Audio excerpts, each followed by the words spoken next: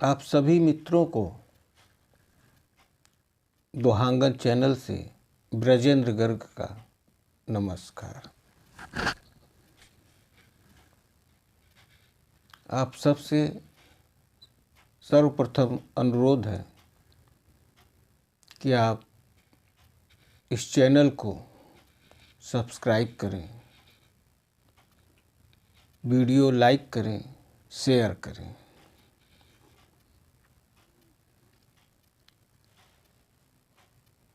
मित्रों,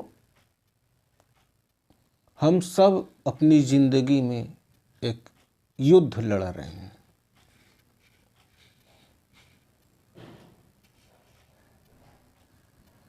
जीवन का युद्ध तो, परिवार का युद्ध तो आदमी लड़ता है,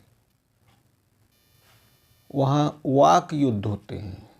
परिवार में बहुत कम ऐसा होता है जहाँ की छुरा गड़ासा या गोली बल्लम चल जाए, ऐसा बहुत कम होता है।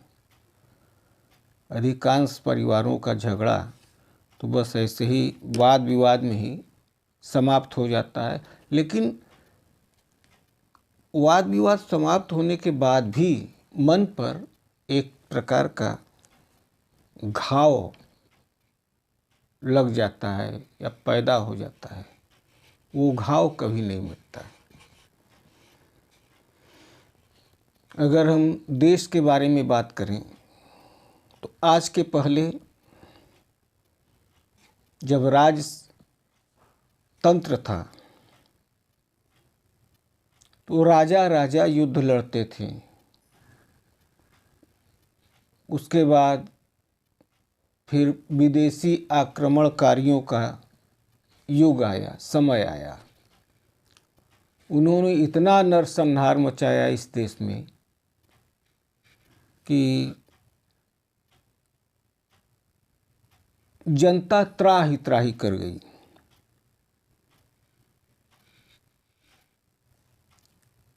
गली गली में लोगों को मारा, काटा, तलवार के बल पर भय पैदा करके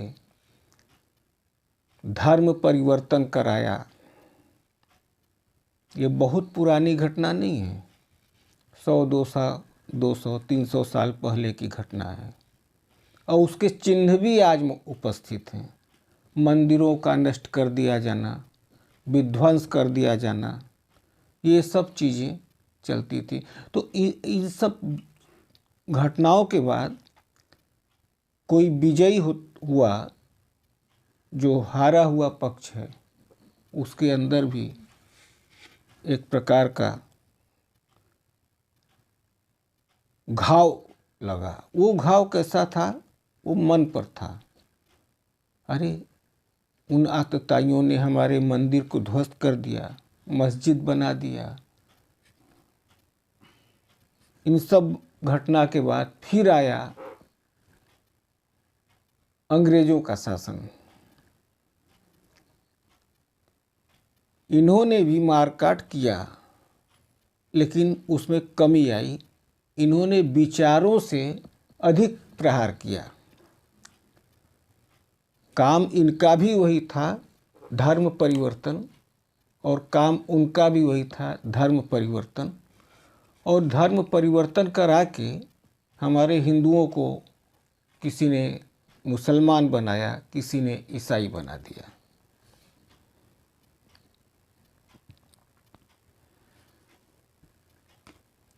इस तरह के युद्ध आज भी लड़े जा रहे हैं।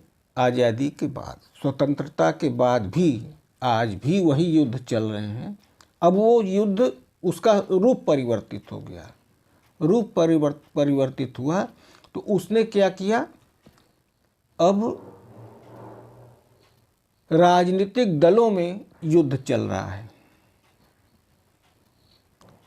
अब राजनीतिक दल जहाँ सैकड़ों, 50 सैकड़ों की संख्या में हैं, वोट सबको चाहिए,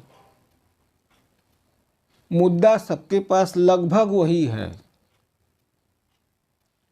तो युद्ध लड़ना है उनको। पहले युद्ध लड़ते थे, राजा बदल जाते थे, आज भी एक युद्ध चलता है लोकतंत्र के नाम पर। लोकतंत्र का युद्ध जब चलता है तो यहाँ हिंसा की संख्या कम हुई, वो प्रहारों, वाक प्रहारों की संख्या में वृद्धि हुई।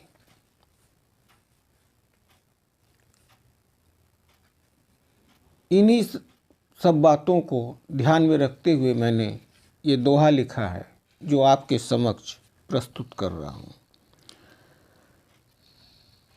समर अभी भी शेष है, समर अभी भी शेष है,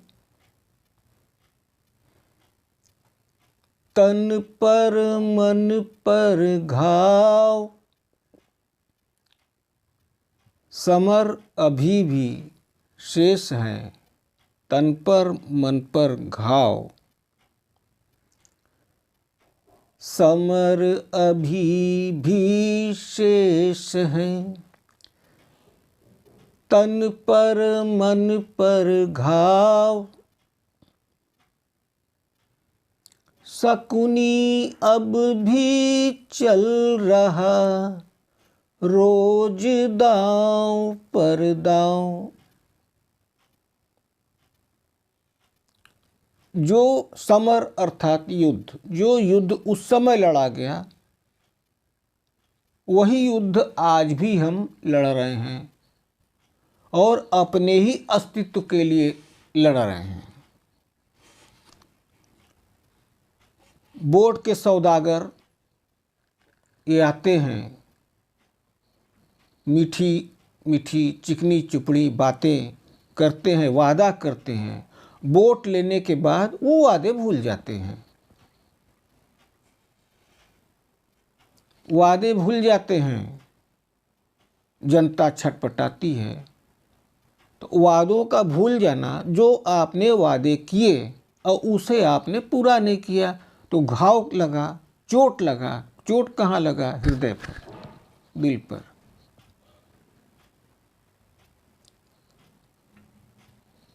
तो समर अभी भी शेष है, तन पर मन पर घाव। तो वो युद्ध आज भी चल रहा है, रूप परिवर्तित हुआ है और इस रूप परिवर्तन ने इतने घाव दे दिए।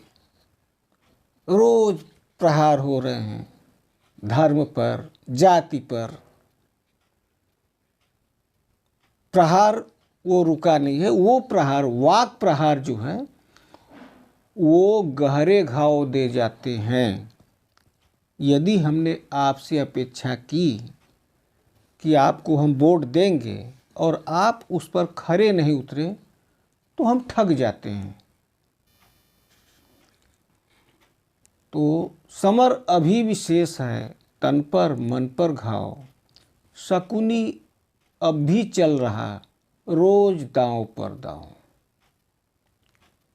शकुनी कौन है?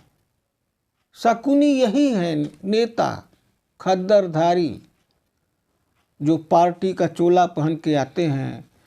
कोई मुसलमान का पक्ष लेता है, कोई हिंदू का पक्ष लेता है, कोई जातियों का पक्ष लेता है।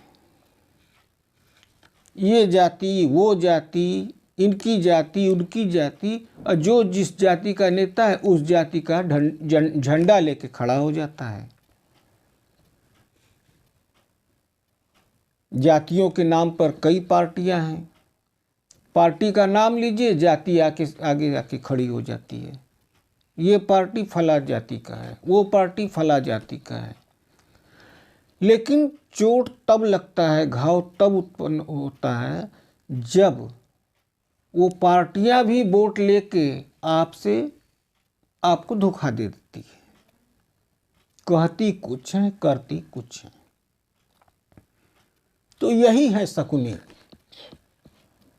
महाभारत के शकुनी यही हैं, ये नेता हैं जो आज भी हमें ठगे जा रहे हैं और हम ठगते जा रहे हैं, क्योंकि ठगने के सिवा अब हमारे हाथ में कुछ भी नहीं है। हम ठगे जाते रहेंगे, ये ठगते रहेंगे, यही हमारी नियति है। इन्हीं शब्दों के साथ मैं अपनी बातें समाप्त करता हूँ। जय हिंद, जय भारत, वंदे मातरम।